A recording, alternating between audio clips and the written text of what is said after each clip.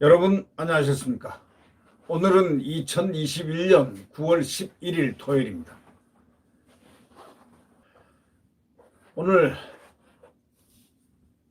조선일보 사설자에는 이런 제목이 올라와 있습니다. 야당의 그 대선 주자 한 사람 잡으려고 권력기관이 총출동했다. 이건 너무 지나치다. 이런 제하의 글이 실렸습니다. 이 공수처가 이른바 고발 사주 의혹과 관련해서 윤석열 전 총장을 공직선거법 위반, 공무상 비밀 누설, 직권 남용, 막 걸어서 입건을 했습니다. 그것도 신분도 피의자 신분으로 말입니다. 공수처는 또 국민적 관심, 사건의 중요성 때문에 신속한 수사가 필요하다.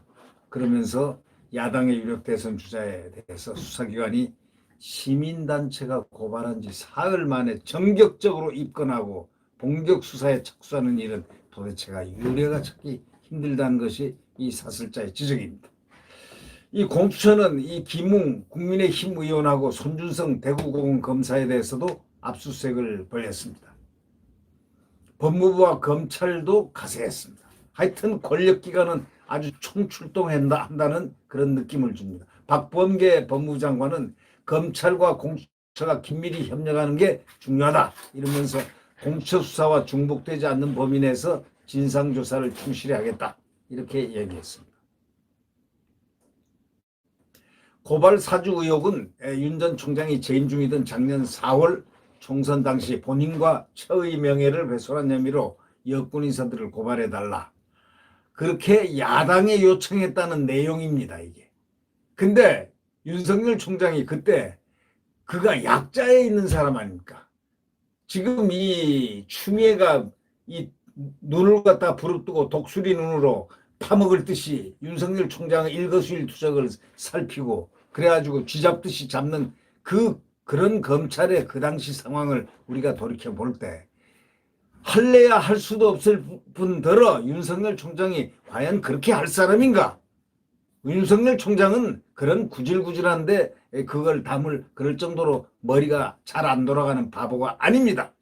윤석열 총장은 반듯하게 수사 26년 동안 반듯하게 살아온 사람이고 그는 그래서 머리도 좋고 그런 정도 판단할 정도는 상식에 속한다는 것도 윤 총장이 너무나 잘 알았을 겁니다.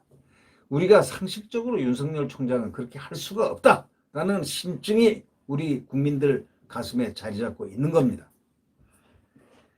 고발 사주 의혹을 인터넷 매체가 보도하고 이 공수처가 윤 전 총장을 입건하기까지 과정을 보면 의문이 한두 개가 아니라고 이 사설자는 얘기합니다. 이 의혹을 인터넷 매체에 제보하고 검찰에 신고했다는 사람이 말을 계속 지금 바꿔왔습니다. 김웅의 말은 계속 바뀌었지 않습니까? 인터넷 매체에 제보하고 검찰에 신고했다는 사람이 그 조성은이죠. 조성은이 어떻게 말을 계속 바꿔왔고 또 여기에 연루됐다는 그 김웅 의원은 또 말이 자꾸 바뀌고 자꾸 기억이 안 난다고 그러고 계속 좀 이상했죠. 네. 이런 현상도 보였지만 특히 나는 제보자가 아니다라고 하면서 숨어서 있었던 A라는 사람이 바로 나타났죠. 그 사람이 바로 누구냐? 여성 33세 된 아주 희한한 이력을 가진 여성입니다.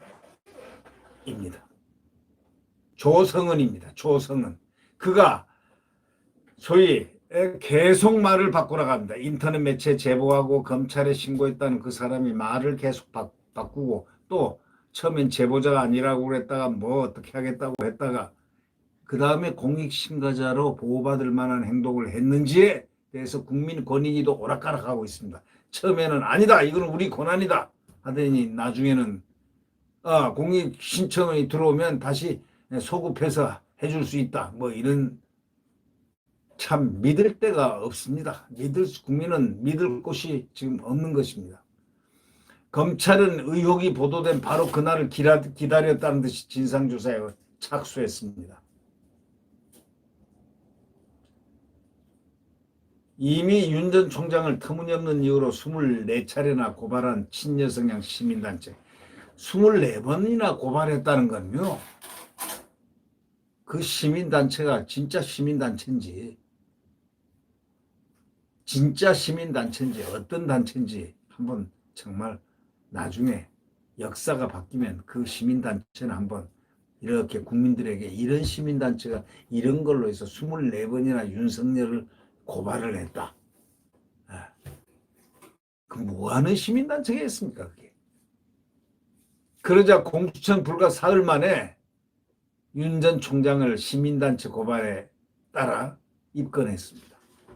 조희연 서울시 교육감 특혜 채용 혐의를 감사원이 조사에 넘겼는데도 기소 여부를 자문한다며 4개월을 보낸 공수처가 어떻게 하여 야당 대선 주자 수사에는 신속하게 사흘 만에 움직입니까? 공수처는 야당 소속 김웅 의원이 자리를 비운 사이에 그의 국회 사무실을 압수수색했습니다. 보좌진에게 김 의원에게 허락받았다고 거짓말하고 압수수색을 했는데 김 의원은 거짓말이라는 겁니다. 허락한 적 없다는 겁니다. 깜짝 놀라 수사관이 거짓말을 할 수도 있나? 하고 이 사설자는 다구치고 있습니다. 수사관이 거짓말을 할 수가 있나? 본인에게 영장을 제시하지 않는 상태에서 압수수색을 하면 불법 수사가 될 수도 있다라는 바로 그 점을 명시하고 있습니다. 선거가 임박한 시점에서 후보에 대한 수사는 최대한 신중해야 된다는 것은 그거는 기본적인 룰입니다. 보이지 않는 상식 룰입니다.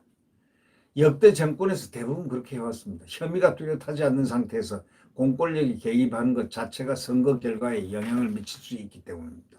이 나라가 무슨 나치스 국가는 아니지 않습니까? 예?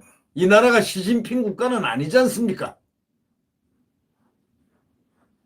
혐의가 뚜렷하지 않는 상태에서 공권력이 개입해가지고 그 자체가 선거 결과에 영향을 미칠 수 있다는 건 그거는 자유민주주의 국가가 아니지 않습니까?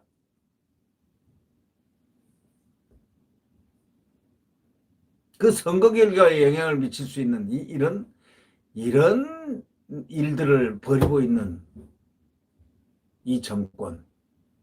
2018년 울산시장 선거 때는 야당 소속의 현직 시장이 공천 확정된 시점에 맞춰가지고 압수수색을 실시하고 그 대상이 이거 누구냐? 김기현 지금 원내대표로 있는 사람이죠.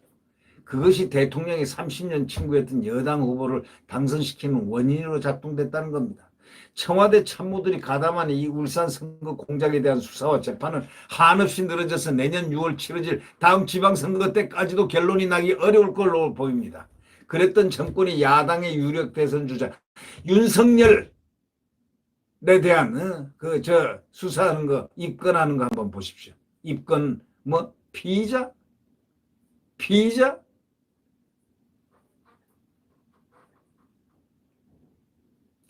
야당의 유력 대선 주자가 강력하게 부인하고 있고 또 정황도 불투명한 그런 혐의에 대해서 전 수사기관이 총동원 돼가지고 속도전 펼치는 모습 국민들은 딱 보면서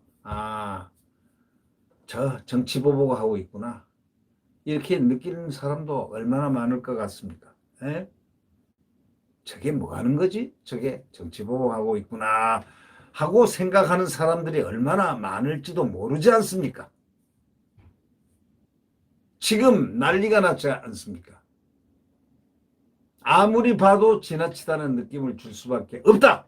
이렇게 사설자는 마무리 치고 있습니다. 네, 구독 버튼과 엄지를 눌러주시면 감사하겠습니다. 안녕히 계십시오.